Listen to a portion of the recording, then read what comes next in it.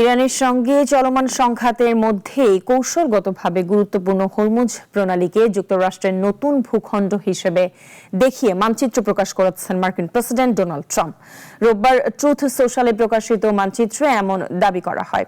এর আগে 15 আগস্ট হরমুজকে যুক্তরাষ্ট্রের ভূখণ্ড করার কথা বলেছিলেন ট্রাম্প। এদিকে প্রণালীটি নিয়ে পাল্টা নিয়ন্ত্রণের দাবি জানিয়েছে ইরান।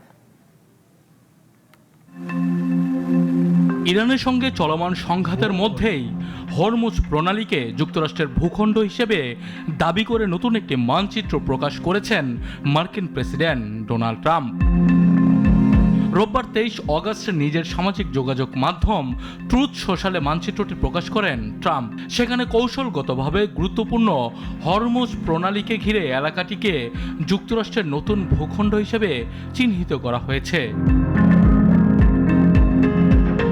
এর আগে গত 18 আগস্টও একই ধরনের একটি মানচিত্র প্রকাশ করেছিলেন ট্রাম্প। আর হরমুজ প্রণালীকে যুক্তরাষ্ট্রের ভূখণ্ড হিসেবে ঘোষণার কথা তিনি প্রথমে বলেন 15 আগস্ট নিউ ইয়র্কের এক সমাবেশে।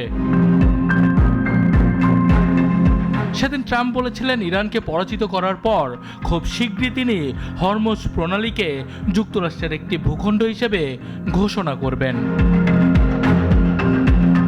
বিশ্বের অন্যতম গুরুত্বপূর্ণ জ্বালানি পরিবহন পথ হরমুজ প্রণালী যুদ্ধ শুরুর আগে বিশ্বের প্রায় 1/5 তেল ও তরলীকৃত প্রাকৃতিক গ্যাসের রপ্তানি এই জলপথ দিয়ে হতো।